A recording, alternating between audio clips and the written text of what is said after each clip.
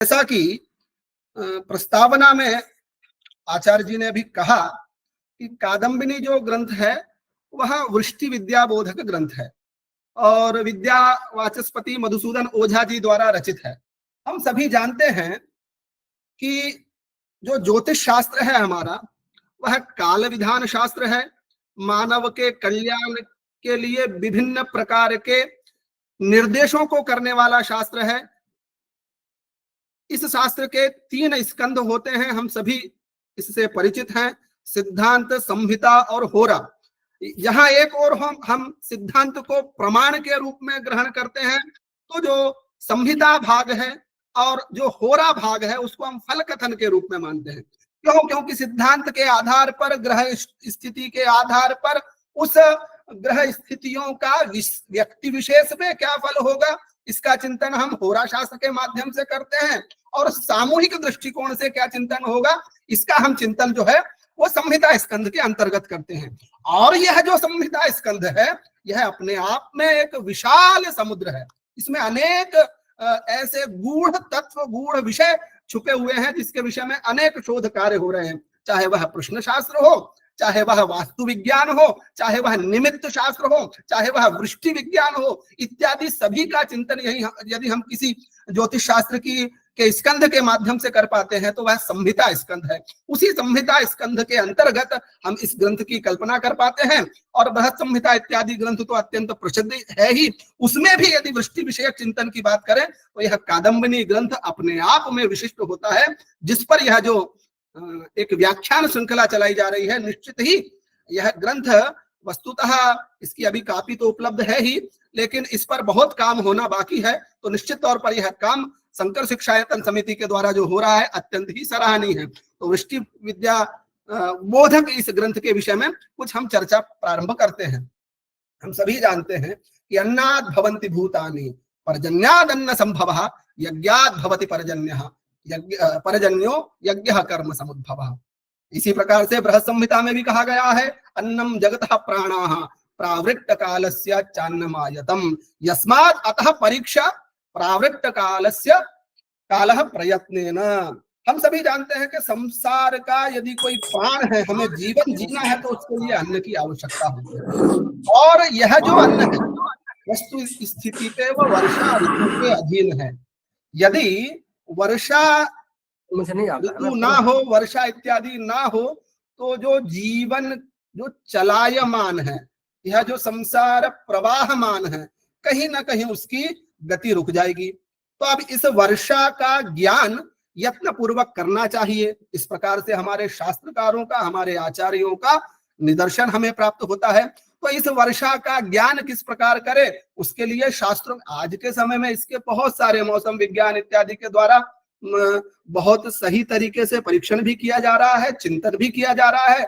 लेकिन हमारी जो महनीय परंपरा रही है, हमारी ऋषि तुल्य परंपरा रही है, हमारे दिव्य आचार्यों का जो ज्ञान रहा है वह अत्यंत ही विचक्षण रहा है, अत्यंत ही श्रेष्ठ रहा है, जिसके माध्यम से हम इस संसार में अनेक प्रकार के शुभ फलों को एवं अनेक प्रकार के विषयों को जान पाते हैं।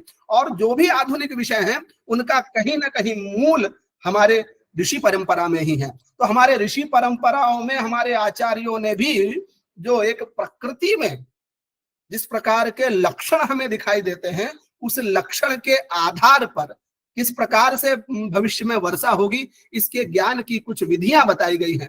और ये सभी जो विषय है वर्तमान में निश्चित तौर पर आज के समय में एक एक विषय शोध का विषय है कि यह जो शास्त्र में जो कहा गया है वस्तुतः वह सत्य है, लेकिन उसका भी वर्तमान परिप्रेक्ष्य में शोध करने का एक निश्चित तौर पर एक अत्यंत महनीय कार्य होगा, यदि इस पर भी विशेष रूप से प्रैक्टिकल भी किया जाए। हम सभी जानते हैं कि वर्षा संबंधी विषय को जानने के लिए निमित्त ज्ञान की आवश्यकता होती है, क्योंकि संसार में जो भी कार्य होते हैं वो कहीं ना कहीं एक निमित्त विशेष उसमें विशेष रूप से जोड़ा जाए। कहीं ना कहीं सूक्ष्म दृष्टि से हम भी देखेंगे ना कोई घटना में किसी न किसी निमित्त का बहुत ही होता है। जैसे एक छोटी छोटी घटना नहीं होती है कि चींटियां अंडा लेकर जा रही है, तो उसके बाद हम देखेंगे कि कहीं ना कहीं वर्षा होने की संभावना होती है। तो इस प्रकार के छोटे छोटे निमित्त कई सारे हैं जिसका हम सामान्य रूप से चिंतन कर पाते हैं। तो प्रत्येक कहीं ना कोई घटना में किसी न किसी निमित्त की आवश्यकता होती है। और निमित्त का यदि हम पहले से सही तरीके से ज्ञान कर पाए तो उसका जो वास्तविक लाभ है उसको हम उठा सकते हैं। तो इन्हीं निमित्त के आधार पर वृष्टि के निमित्तों का यदि बोध हम करें कि वृष्टि संबंधी भी कई सारे निमित्त बताए गए हैं, इस प्रकार के लक्षण यदि हमें दिखाई देते हैं तो उस वर्ष में या उस मास में किस प्रकार की वृष्टि होगी इसका हम ज्ञान कर सकते हैं। तो इस वृष्टि विद्या बोधक का, एक निमित्त विद्या बोधक का भी शास्त्र हम कह सकते हैं इसे। यह जो वृष्टि विद्या बोधक है वह भी एक निमित्त शास्त्र है। हम सभी जानते हैं कि किस प्रकार से जो सूर्य समुद्र से जो वाष्पीकरण जल होता है वो किस प्रकार से बादल बनकर एक रूप में परिवर्तित होता है, और वह बादल एक परिस्थिति विशेष में वायु की प्रेरणा से जिस जिस देश विशेष में जिस जिस काल में जितना जितना जल बरसाना होता है उतना उतना वहां बरसता है।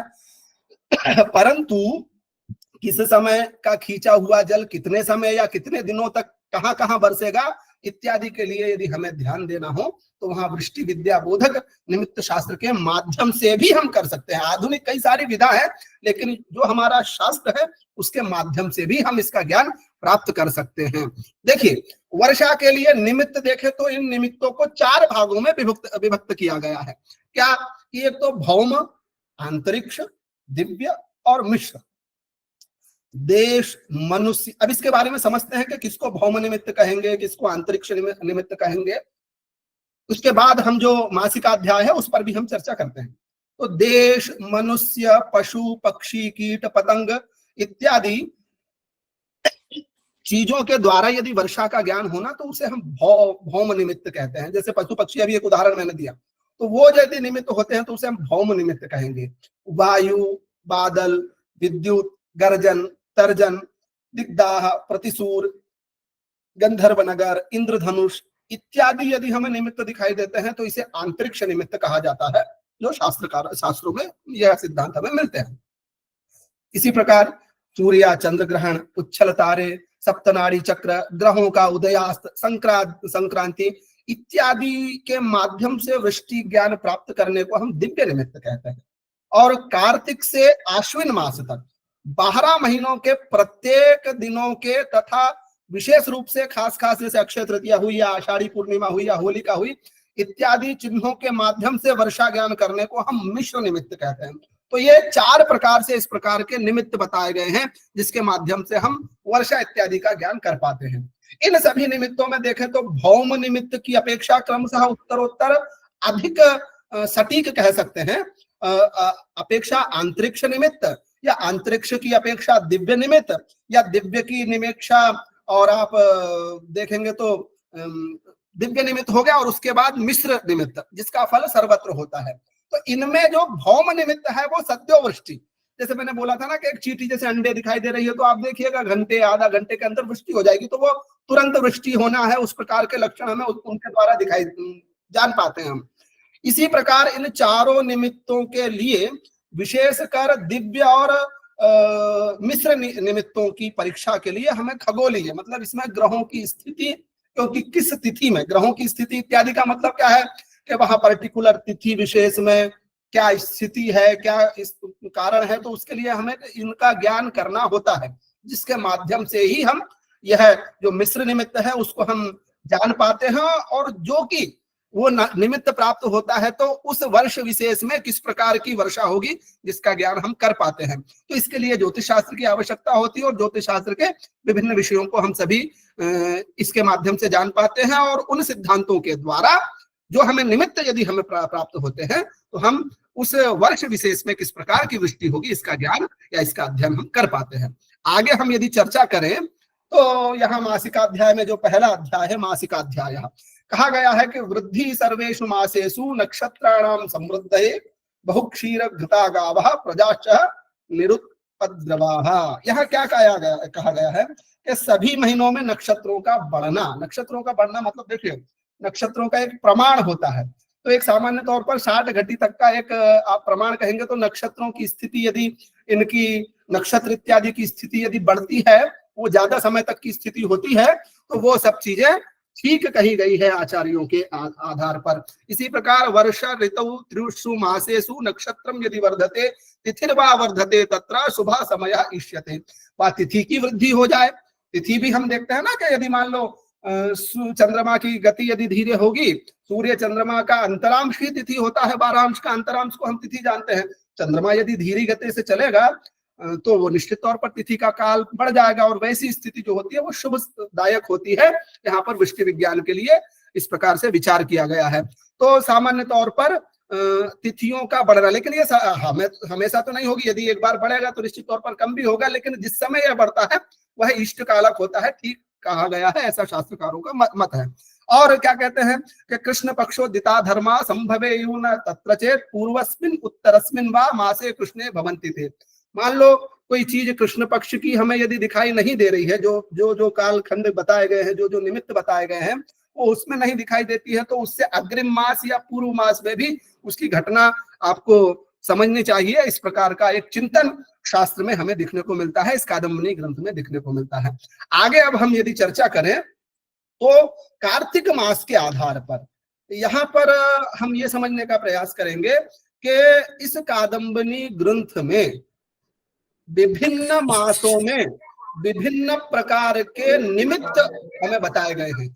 उन निमित्तों के आधार पर उस वर्ष में किस प्रकार की वृष्टि होगी अथवा दुर्भिक्ष होगा, इस प्रकार के बहुत सारे प्रमाण मिलते हैं। उनमें से कुछ प्रमाणों को मैंने यहाँ पर संकलित किया हुआ हूँ इसी ग्रंथ के आधार पर, कि अधिक वृष्टि से संबंधित यदि लक्षण देखें तो कार्तिकस्य द्वितीया वा तृतीया वापि वर्षति भावी वर्षे। क्या कह रहे हैं कि यदि कार्तिक शुक्ला जो है उसकी द्वितीया अथवा तृतीया के दिन यदि वर्षा हो जाए, कार्तिक मास की जो द्वितीया है कार्तिक दीपावली के समय, उस समय यदि वर्षा हो जाती है तो भावी जो वर्षा का समय आएगा आषाढ़ इत्यादि, उसमें पर्याप्त वृष्टि होगी। देखिए एक निमित्त कह दिया कि कार्तिक में यदि द्वितीया और तृतीया को वृष्टि हो गई, थोड़ी भी बारिश हो गई, तो आप उस वर्ष अच्छी वर्षा का अनुमान कर सकते हैं। इसी प्रकार आगे क्या कहा कि द्वितीयायाम तृतीयायाम नवम्याम कार्तिके सिते एकादश्याम त्रयोदश्याम वृष्टिर्मेघोति वृष्टये। अर्थात कार्तिक शुक्ल द्वितीया तृतीया नवमी शुक्ल पक्ष की एकादशी और त्रयोदशी, इस दिन भी यदि वृष्टि हो अथवा मेघ हो, मतलब बादल यदि उस दिन दिखाई दे। देखिए ये वर्षा आगे 5 महीने 6 महीने बाद होनी है, लेकिन उसके लक्षण आपको पहले दिखाई दे रहे हैं कि यदि उस दिन इस प्रकार की वृष्टि या मेघ हमें दिखाई देते हैं तो यह उस वर्ष अच्छी वर्षा होगी, अति वर्षा होनी चाहिए। मैंने आरंभ में ही कहा कि यह जो विषय है ये एक शोध के विषय हैं।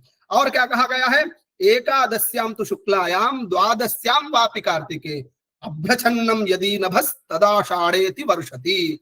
एकादशी कार्तिक मास के विषय में चिंतन कर रहे हैं, तो एकादशी शुक्ल पक्ष की एकादशी तिथि हो अथवा द्वादशी तिथि हो, उस दिन में देखिए थोड़ा सा एक फोटो भी कहीं लगा है कि इस प्रकार का यदि काले बादल हमें दिखाई देते हैं, अभ्रछन्न हो, तो वह उस समय आषाढ़ मास में अति वर्षा होती है। इस प्रकार के लक्षण इस ग्रंथ में हमें प्राप्त होते हैं।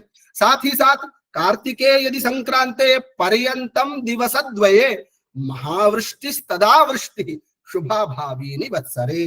क्या कहा गया है कि कार्तिक की संक्रांति, तुला के लगभग की उसकी संक्रांति, उस संक्रांति के आसपास 2 दिन तक यदि वृष्टि हो, खूब वर्षा हो, तो उस वर्ष के भाविनी मतलब जो वर्ष आने वाला है उस वर्ष में भी पर्याप्त वर्षा होगी। तो इस प्रकार के कार्तिक मास में जो प्रमुख लक्षण है उसको यहाँ पर उद्धृत किया। और सामान्य लक्षण देखे तो भरणी यदि पूर्णा स्यात् कार्तिकी पूर्णिमा दिने कुत्रचित साधु वृष्टि स्यात् अवृष्टि कुत्रचित भवेत्। जो भरणी नक्षत्र है, हम देखते हैं कि पूर्णिमा के दिन नक्षत्रों के संयोग से, भाई नक्षत्र दिन की कल्पना है, नव कालमानों की बात होती है, तो जो नक्षत्र मान है उसका प्रयोजन ही कहा गया है कि जो हमारे चैत्रादि 12 मास हैं उनका यदि नामकरण किया गया है तो इन नक्षत्रों के आधार पर किया गया है। और वो किस प्रकार से किया गया है कि पूर्णिमा में इन नक्षत्रों का तत्तद नक्षत्रों के सही संयोग होने से उस मास का वो होता है। लेकिन कृतिकादि द्वयम द्वयम करते हैं, उससे कार्तिक मास की कल्पना होती है। मान लो लेकिन भरणी नक्षत्र कार्तिक पूर्णिमा के पूरे दिन भर रहता है, तो वहां पर कई जगह पर तो अच्छी वृष्टि होगी और कई जगह पर कम वृष्टि होगी। इस प्रकार से एक प्रमाण मिलता है। और अगला श्लोक क्या कहते हैं, अष्टम्याम कार्तिके कृष्णे दृश्यन्ते यदि विद्युतः तदा तु श्रावणे मासिर वृष्टि नूनम भविष्यति। कह रहे हैं कि कार्तिक कृष्ण, अब यहाँ कृष्ण उसमें थोड़ा सा देखना होता है कि एक भेद, थोड़ा सा उत्तर भारतीय दक्षिण भारतीय भी कह देते हैं कि हम एक अगला मास लेते हैं, तो इसका विचार भी देखना होता है। इसलिए शुरू में ही कहा कि मान लो इस मास में वो लक्षण ना हो तो उसके हिसाब से भी थोड़ा सा चिंतन करना होता है। तो उस समय विद्युत दिखाई दे, मतलब बिजलियों का जो गर्जन इत्यादि होती है, तो फिर क्या होगा, श्रावण मास में नूनम निश्चयेन ही वृष्टि भविष्यति, ऐसा मधुसूदन ओझा जी अपने इस कादम्बिनी ग्रंथ में वर्णन देते हैं। और देखिए, मान लो अब दुर्भिक्ष का भी लक्षण किया कि दुर्भिक्ष किस प्रकार से होगा, कि बिना वृष्टि के कहा गया है कि कार्तिक्याम पूर्णिमायां तु यदि प्राप्नोति रोहिणी असामंजस्यमाप्नोति प्रजा दुर्भिक्ष पीड़िता, कि कार्तिक पूर्णिमा की तिथि को रोहिणी नक्षत्र के होने से क्या होगा, प्रजा में चैन नहीं होता है और ना ही दुर्भिक्ष भी अत्यंत रहता है। मतलब कि दुर्भिक्ष मतलब अनावृष्टि, उस वर्ष वृष्टि नहीं होगी। तो कार्तिक पूर्णिमा के दिन रोहिणी नक्षत्र रहे तो उस दिन ये ठीक नहीं कहा गया है और उस दिन दुर्भिक्ष इत्यादि की संभावना होती है। अब आगे के मास में देखते हैं, मार्गशीर्ष मास में क्या लक्षण कहे गए हैं। तो कहते हैं कि मार्गशीर्ष प्रतिपदी न विद्युन्न च गर्जितम न वृष्टिश्चेत् तदा गर्भे कुशलम कुशला विदुः। कहने का तात्पर्य है, मार्गशीर्ष शुक्ल प्रतिपदा को यदि बिजली गर्जना और वर्षा यदि ना हो तो गर्भ को संपन्न समझना चाहिए। मतलब वह गर्भ हुआ है। गर्भाधारण की भी एक प्रक्रिया है ना, कि मार्गशीर्ष शुक्ल प्रतिपदा के बाद चंद्रमा जब पूर्वाषाढ़ा नक्षत्र पे आता है तो उस समय गर्भाधारण की स्थिति होती है, और गर्भाधारण के या गर्भपात के विभिन्न लक्षण हमारे शास्त्रों में बताए गए हैं। तो वही कह रहे हैं कि इस समय यदि विद्युत गर्जना इत्यादि नहीं हो तो वो गर्भ सुरक्षित है, और जैसा गर्भ होगा उस प्रकार से उस प्रकार की वृष्टि होगी। तो ऐसा शास्त्रकारों का मत है। और आगे क्या कह रहे हैं कि मार्गस्य शुक्ल द्वादश्याम अमायाम यदि वर्षति तदा तत्र शुभा वृष्टिर भवेत् भावीनि वत्सरे। देखिए यहाँ पर ये निमित्त ही है, निमित्त पहले ही इसमें बताया गया है कि यह निमित्त का शास्त्र है। तो मैं जो शास्त्र में पंक्तियां उद्धृत है उनका ही यहाँ पर चिंतन कर रहा हूँ। तो कहीं ना कहीं हो सकता है कि ये बार बार आपको निमित्त सुनने में ऐसा लगे, लेकिन यह निमित्त इतने प्रकार के निमित्त बताए गए हैं, उनके आधार पर ही हमें वृष्टि का ज्ञान करना चाहिए। तो क्या कह रहे हैं कि मार्गशीर्ष शुक्ल द्वादशी अथवा अमावस्या के दिन यदि वर्षा हो जाए तो भी आगे के वर्ष में भावीनि वत्सरे में शुभ वृष्टि होती है, अच्छी वर्षा जानी चाहिए। अथवा दशम्याम मार्ग कृष्णायाम रात्रौ वर्षति वारिदः तदा भाद्रपदे मासे वृष्टिर्भवति भूयसी। मतलब कि ये कहना चाह रहे हैं कि मार्गशीर्ष कृष्ण दशमी की रात्रि में वर्षा होने से, यदि दशमी तिथि की रात्रि में वृष्टि हो जाती है तो उस वर्ष भाद्रपद मास में पर्याप्त वृष्टि होती है, ऐसा कादम्बनीकार का मत है। इसके बाद में द्वादश्याम च त्रयोदश्याम चतुर्दश्याम अमातिथौ वायु शार्व दिशि कश्चन मार्गे आषाढ़े सवर्षति। अर्थात द्वादशी तिथि हो और त्रयोदशी हो, चतुर्दशी हो, अमावस्या हो मार्गशीर्ष कृष्ण पक्ष की, उस समय चारों तरफ हवा चल रही हो, एक फोटो लगाई है, हवा चल रही हो, तो उस प्रकार से आषाढ़ में वर्षा होती है। मतलब चारों तरफ से अच्छा तूफान उस समय हो स्थितियों में, तो आगे के उस आषाढ़ मास में अच्छी वर्षा होगी। इस प्रकार का भी चिंतन हमारे शास्त्र में किया गया है। और क्या कहते हैं कि एकादश्याम मार्ग कृष्णे दक्षिण पवनो यदि विद्युच्चावार्दलम तत्र तदा दुर्भिक्ष संभवः। पुनः दुर्भिक्ष के मार्गशीर्ष मास के आधार पर हम चिंतन कर सकते हैं कि अनावृष्टि किस प्रकार से होगी, क्यों वृष्टि नहीं होगी। तो उसके लक्षण एक बताए कि मार्गशीर्ष कृष्ण में एकादशी के दिन दक्षिण दिशा से यदि हवा चल रही हो, बादल बिजलियां भी गरज रही हो, विद्युच्चावार्दलम, विद्युत भी हो और बादल भी हो, तो उस समय दुर्भिक्ष समझना चाहिए, उस अग्रिम वर्ष में वर्षा कम होगी या अनावृष्टि होगी, इस प्रकार का हमें चिंतन करना चाहिए। इसके बाद हम पौष मास पर आते हैं। तो पौष शुक्लादितो गर्भो यदा दस तिथिष्वपि चातुर्मास्यम सुवृष्टि स्यात् गर्भपातो मधौ न चेत। अर्थात कहने का तात्पर्य है कि पौष शुक्ल प्रतिपदा से दशमी तक यदि गर्भ रह जाए, उस समय तक गर्भ ठीक रहे, तो चातुर्मास में अच्छी वृष्टि होगी। यदि इस गर्भ का चैत्र में, मतलब वहां पर गर्भपात नहीं हुआ होना चाहिए, उसके भी लक्षण अलग अलग बताए गए हैं। बिजलियां गरजे या हो तो उस प्रकार से गर्भ का पात होता है। विभिन्न प्रकार के लक्षण उसमें शास्त्रों में बताए गए हैं कि किस प्रकार से होता है। और अगले उसमें क्या कहा गया है कि पूर्वाषाढ़ा गतो भानुर जीमूत मूतैर यदि वेष्टितः वर्षत्यार्द्रादि मूलांतम प्रत्यक्षम प्रत्यहम तदा। पौष मास में पूर्वाषाढ़ा नक्षत्र का सूर्य यदि बादलों से, एक नक्षत्र में सूर्य 13 दिन तक रहता है, एक अंश सूर्य की प्रतिदिन की गति है और एक नक्षत्र का मान हम 13 अंश का मानते हैं। तो जब पूर्वाषाढ़ा नक्षत्र का सूर्य जब हो तो उस समय यदि बादलों से ढका हो, ठीक है ना, वो बादल, सूर्य जो है वो बादलों से ढका होवे, तो आषाढ़ में आर्द्रा पर सूर्य आवे, तब मूल नक्षत्र पर्यंत नित्य वर्षा होती है। इस प्रकार का भी एक चिंतन हमें मिलता है। और आगे क्या कहते हैं, पौष शुक्ल चतुर्थ्याम तु विद्युत घन घटा शुभा मेघच्छन्नम नभः श्रेष्ठम मत्स्येन्द्र धनुरादि च। अर्थात पौष शुक्ल चतुर्थी को आकाश में बिजली अथवा बादलों की घटा, मत्स्य या इंद्रधनुष इत्यादि दिखाए तो ये सब उत्तम है। क्यों उत्तम है, तो विद्युन मेघो धनुर्मत्स्यो यद्येकोपि न जायते अवर्षणम तदा गेयम प्रावृत्त काले बुधा विदु।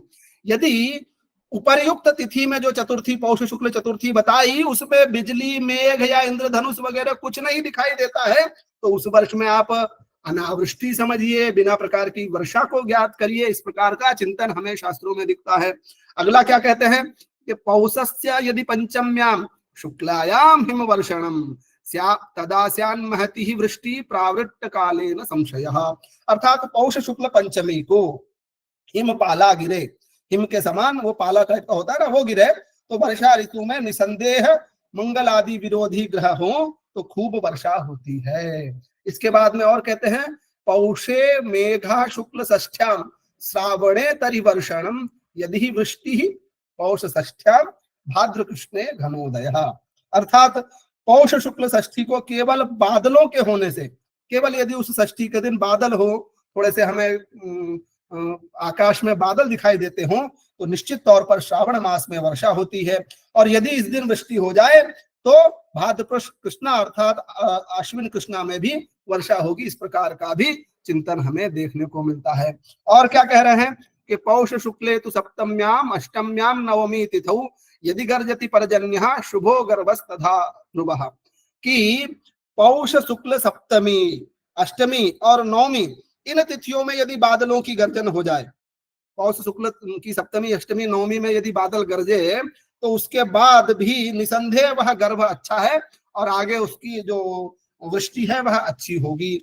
और आगे कहते हैं पौषे त्रयोदशी शुक्ला शनि शुक्र कुजरयुता यदि वर्षति गोधूमाद्यन्न दुर्भिक्ष संभव।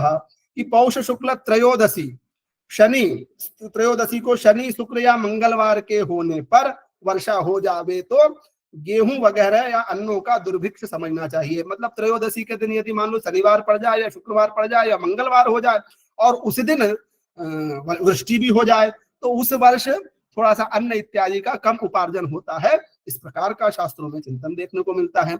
इसके बाद में प्रभूतम जलमाषाढ़े अमावस्यायाम प्रवर्षति संपत्ति सर्वधान्यानाम दुग्धवत्यष्ट धेनवः।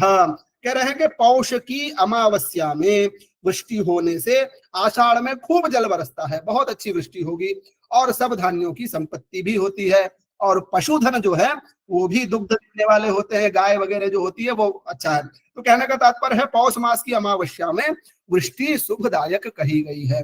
अब माघ मास में आ जाते हैं। तो माघ मास में क्या कह रहे हैं कि माघ मास में कुछ निमित्त के लक्षण हैं, थोड़े थोड़े कुछ कुछ प्रमुख श्लोकों पर यहाँ पर चर्चा कर रहे हैं कि माघस्य पंचमी शुक्ला मेघाड्यापि न वर्षति तदा भाद्रेल्पवृष्टि स्यात् अवृष्टिस्तुत्तरे नीले। मतलब माघ शुक्ल पंचमी को बादल होने पर, यदि इस पंचमी तिथि के दिन बादल हो जाता है पर भी यदि वर्षा नहीं हो तो भाद्रपद वर्षा कम होती है, भाद्रपद महीने में वर्षा कम होगी। और यदि इस दिन उत्तर दिशा की हवा चल रही हो, उत्तर दिशा से हवा चल रही हो, तो वर्षा का अभाव समझना चाहिए। इस प्रकार का लक्षण हमें दिखाई देता है, दृष्टिगोचर होता है। और अगला श्लोक क्या कहते हैं कि माघ शुक्ले तु सप्तम्याम वृष्ट्या साढ़े तिवर्षति मूलम तपति चे ज्येष्ठे सुभिक्षम सर्वथा तदा। अर्थात माघ शुक्ल सप्तमी को वृष्टि के होने से आषाढ़ में अतिवृष्टि होती है। माघ शुक्ल तिथि के सप्तमी तिथि को यदि वर्षा हो जाती है तो आषाढ़ मास में उसकी वर्षा बहुत अच्छी होगी। और ज्येष्ठ में मूल नक्षत्र के दिन सूर्य यदि खूब तपे तो उस दिन सुभिक्ष होता है, सुभिक्ष मतलब अच्छी वृष्टि होगी। इसी प्रकार माघ शुक्ल तो सप्तम्याम इत्यादि श्लोक के माध्यम से बता रहे हैं कि माघ शुक्ल सप्तमी को बिजली, वर्षा और बादलों की खूब घटा होने से भी उस वर्षा ऋतु में अच्छी वृष्टि होती है। यह माघ मास के कुछ लक्षण है। और भी आगे कह रहे हैं, क्या कह रहे हैं कि अष्टम्याम माघ शुक्लायाम मेघाच्छन्नो रविर्यदि चंद्रस्तु निर्मलस्तत्र शैसा दुर्भिक्ष सूचना। कि माघ शुक्ल अष्टमी को सूर्य बादलों से ढका हो और रात्रि में चंद्रमा साफ दिखता हो। दिन में तो बादल हो लेकिन रात में चंद्रमा जब देखे तो वह साफ हो, बादल ना हो तो वो दुर्भिक्ष का लक्षण है। मतलब उस वर्ष अकाल पड़ेगा, आपको कम वर्षा होगी। इतना देखिए कितना बढ़िया चिंतन शास्त्रकारों ने किया है कि ये लक्षण आपको पूर्व में दिखाई देते हैं तो इस प्रकार की आपको फल प्राप्ति होगी। ये सब निमित्त का एक सूचक है, निमित्त शास्त्र का एक बहुत ही बढ़िया एक उदाहरण हमें देखने को मिलता है।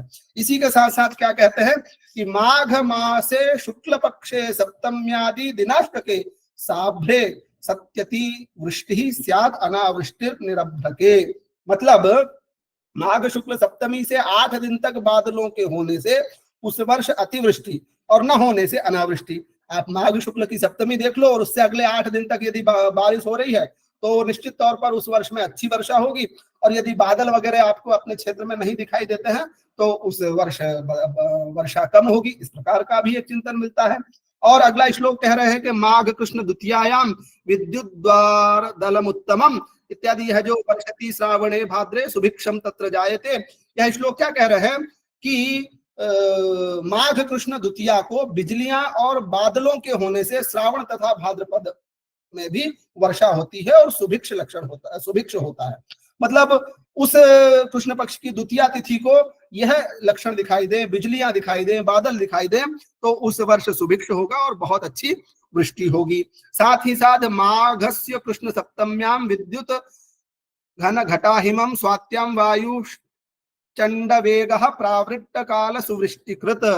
और अगला भी श्लोक कह रहे हैं नवम्याम च दशम्याम च एकादश्याम माघ कृष्ण के इत्यादि है। जो दोनों श्लोक का अर्थ यह है कि क्या कहते हैं कि माघ कृष्ण सप्तमी को स्वाति नक्षत्र के आने पर, उस दिन यदि स्वाति नक्षत्र हो और बिजली, बादलों की घटा या पाला इत्यादि गिरता है और विशेष प्रकार की हवा चलती है तो उस समय वर्षा काल में बहुत अच्छी वृष्टि होगी। और माघ कृष्ण नवमी, दशमी और एकादशी को बिजली या बहुत जोर की हवा चले और बादलों की घटा हो तब भी अतिवृष्टि होती है। इस प्रकार के लक्षण हमें दिखाई देते हैं। 2 माह से थोड़े थोड़े श्लोक और बोल के 5 मिनट में अपनी बात को समाप्त करूंगा। फाल्गुने नित्यम अभ्रंस्यान न तु पातयते जलम गर्भ दोहद संपत्ति विद्यात वृष्टि शुभा भवेत। अर्थात कहने का मतलब है कि फाल्गुन मास में, फाल्गुन मास के कुछ लक्षण देखें कि उसमें नित्य बादल होते हों और जल नहीं बरसे तो गर्भ संपन्न समझना चाहिए, तो उस समय गर्भ ठीक है, तो इसका मतलब है वर्षा ऋतु में अच्छी होगी। इसके बाद में कह रहे हैं फाल्गुने प्रतिपक्ष शुक्ला शुभा शतभिषायुता यावती वारुणा भुक्तिर वर्ष सिद्धिश्च तावती। अर्थात फाल्गुन शुक्ल प्रतिपदा को शतभिषा नक्षत्र का होना श्रेष्ठ कहा गया। उस दिन यदि शतभिषा नक्षत्र हो तो वो ठीक है। इस दिन जितनी ज्यादा देर तक शतभिषा नक्षत्र होगा, जितने ज्यादा कालखंड तक उस तिथि में शतभिषा नक्षत्र रहेगा उतनी अच्छी वृष्टि समझना चाहिए, ऐसा हमारे ग्रंथकार का मत है। और क्या कहते हैं कि पूर्वोतिवृष्टये वायुर उत्तरो धान्य सिद्धये पश्चिमो मध्य वर्षाय दुर्भिक्षाय तो दक्षिणे। अर्थात फाल्गुन शुक्ल पूर्णिमा के दिन भर पूर्व की हवा से अतिवृष्टि, उत्तर की यदि हवा चल रही हो तो धान्य की उत्पत्ति, पश्चिम से मान लो हवा चलती है उस दिन किस फाल्गुन शुक्ल पूर्णिमा को तो मध्यम वृष्टि, और यदि दक्षिण से हवा चले, दक्षिण की ओर से हवा चल रही हो, पवन इस प्रकार से हो तो उस वर्ष दुर्भिक्ष समझना चाहिए। और कह रहे हैं निरभ्रा सर्वदिग्बात द्वितीया कृष्ण फाल्गुने जनयेद भूयसीम वृष्टि मासे भाद्रपदे ध्रुवम, कि फाल्गुन कृष्ण द्वितीया को बादलों के न होने से और चौतरफी हवा चलने से निसंदेह भाद्रपद मास में बहुत अच्छी वर्षा होती है। ध्रुवम निश्चित तौर पर कहा है शास्त्रकारों का मत है। और षाण्मासिकम तो दुर्भिक्षम फाल्गुने स्तंगते भृगौ पक्षोत्तरं तो दुर्भिक्षम वक्रयोः शनि भौमयोः। अर्थात कहने का तात्पर्य यह है कि फाल्गुन में शुक्र के अस्त होने पर और 6 महीने तक दुर्भिक्ष रहता है। यदि फाल्गुन मास में मान लो शुक्र अस्त हो जाता है तो 6 महीने तक अकाल की स्थिति रहेगी, अनावृष्टि रहेगी। और शनि और मंगल यदि उस समय वक्र होने से एक पक्ष तक दुर्भिक्ष रहता है। यदि उस फाल्गुन के शुक्ल पक्ष में शनि और मंगल वक्री हो जाए, वक्री मतलब विलोम गति से चलते हैं, तो वैसी स्थिति हो जाती है तो 15 दिनों तक दुर्भिक्ष की कहा गया है। तो फाल्गुन